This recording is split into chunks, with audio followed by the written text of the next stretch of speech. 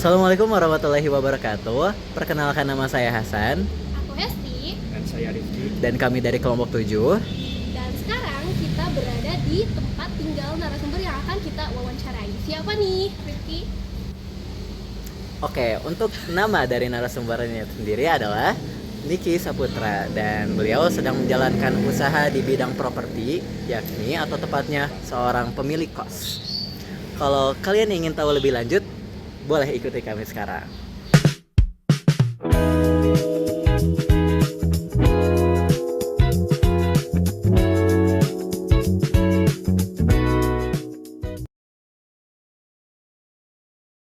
Kalau saya Miki Lano, karena perusahaan ini punya papa saya, Oh, baik. mama saya, jadi saya mewakili aja mungkin ya, yang dari awal sampai ke sininya gimana gitu.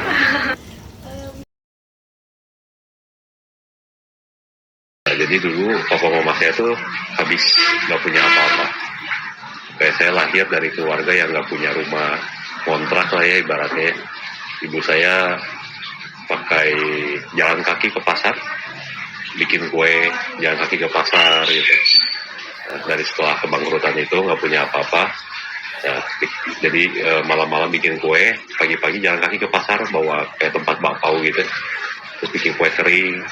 Nah alhamdulillah waktu tahun sekitaran 2000-an tuh ada tol Cipularang ya, jadi orang Jakarta Bandung nggak usah lewat Bogor, nggak usah lewat Puncak, dia bisa langsung belanja oleh-oleh di Bandung. Jadi ke Jakarta Bandung hanya pakai tol Cipularang 110 km. Jadi weekend tuh penuh sama orang Jakarta. Nah kemudian waktu itu bisnis oleh-oleh kan belum banyak. Mama saya bikin kue telur gabus ya, merek AAA. Kalau sekarang mereknya Yakui ya. Gitu. Nah rame tuh di sana tuh dari berbagai toko-toko tuh pada belanja ya. Gitu. Jadi ya alhamdulillah satu mobil keluar aja tuh uangnya besar gitu. Dulu tuh bisa 1 sampai 3 mobil per hari tuh. Nah, mulailah papa saya kan sifatnya tuh efisien ya. Jadi kalau ada uang nggak beli mobil Mercy, nggak beli barang-barang yang depresiasinya tinggi gitu. Dibeliinlah tanah, kebetulan ada yang murah investasi tanah. Nah, baru dari sana usaha kuenya mulai turun, tambah tahun turun, harga propertinya naik. Nah dimanfaatkanlah si properti itu untuk disewakan ke Alfamart atau dipakai usaha. Kalau di sini kita ada kosan syariah, ada penginapan syariah di sini, begitu. Kalau dulu saya di ayam ya, di ayam. Cuma karena sekarang sama integrator udah dikuasai, kayak Pokpan, Cioma, mereka udah nguasain ya, semua dia bikin. Harga ayam jelek pun dia bikin frozen gitu. Saya udah nggak bisa usaha ayam. Nah kebetulan cari usaha yang di bidang yang lurus tuh memang agak terbatas. Tapi ya alhamdulillah barokah ini daripada usaha yang nggak lurus sih. Jadi misi di sini kita jadi kosan terbaik ya dalam radius 4 km terdekat. Jadi utara, barat, timur, selatan. Kita targetnya yang terbaik. Jaraknya 4 km. Karena kalau udah lewat dari 4 km orang suka udah malas juga ya. Udah bukan tempat tinggal saya gitu. Nah, keunggulan kita yang ditawarin di sini fasilitasnya lengkap.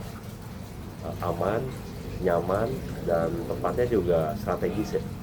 Strategis, dan kita fast response ya, kayak misalkan ada kebutuhan apa kita cepat berpergerakannya, dan yang pasti kita udah iklanin ke orang tuh di awal sesuai gitu, tidak ada dusta di antara kita. Seperti itu. Dan paling utamanya sih praktis ya, orang datang ke sini tinggal bawa baju udah bisa menikmati semuanya, dari air, 7 titik tempat mandi air panas, ruang jemur, spring bed, semua lengkap lah intinya ya. Siap. Pertama tuh kita coba bagi-bagi brosur ya ke pasar, jadi jam 4 subuh gitu ke pasar bagi-bagi brosur, dan nggak bawa brosur segini tebal ya, nggak ada yang masuk satu pun, nggak ada. Sabarin makanya ya ada pengen bebas, kita nggak kasih, kita juga butuh uang, tapi sabarin, dan alhamdulillah ya ramai sih segini. Kalau saya sih gini ramai. Ada berisi hari ini 50 kamar lebih, kemarin sempat sampai 60 lebih.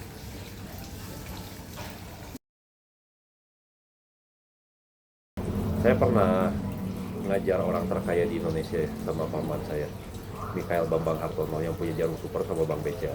Beliau tuh humble banget ya. Kita dijemput sama beliau, makan di Petamburan di rumahnya, pulang di antara ajudannya dijemput. Terus saya ngajar olahraga sama paman saya. Dia bilang gini, you punya aset umur. Nah setelah itu saya sambungkan dengan ayat Al-Quran. Sungguh jika manusia menghitung nikmat yang Allah berikan, maka manusia tidak akan sanggup untuk menghitungnya. Nah kenapa manusia itu nggak bisa sanggup untuk menghitungnya? Contoh nih, orang terkaya di Indonesia saat itu 500 triliun kekayaannya, 500 T. Jadi kalau adik-adik punya sisa umur 35 tahun misalkan ya, umur masih tangan Allah ya, di surat Al-Araf 34 ya tepatnya. Nah, ya kalau misalkan kita pokok estimasi nih, oh kalau saya misalnya hidup tuh 35 tahun lagi, 500 T dibagi 35, dibagi 365 hari, berarti satu hari itu kita harus nabung 40 M lebih sehari. Nah, sekarang gini, adik-adik semua, mau nggak umurnya jadi 85 tahun besok, tapi dikasih 500 triliun, mau nggak? Nggak mau kan? Nggak mau. Oke, berarti satu hari waktu kita tuh lebih berharga daripada 40 miliar. Sekarang kita lihat orang terkaya di dunia, 4.000 triliun kali 8 deh ya, 4.000 T. Besok jadi 85 tahun, mau nggak? Berarti nikmat yang Allah berikan tidak bisa dihitung oleh manusia. Makanya jangan pernah bersedih, jangan pernah putus asa, jangan pernah kufur sama hari esok. Kenapa? Karena satu hari kita tuh lebih berharga dari apapun. Makanya pokoknya jangan sedih. Alhamdulillah saya ada masalah, alhamdulillah saya masih bisa bernafas ya Allah. Saya bersyukur saya dikasih badan sehat, saya dikasih pikiran tenang, saya masih bisa bernafas hari ini, itu lebih dari apapun. Pernah dengar nggak harga tanah turun? Jarang. Harga tanah selalu naik.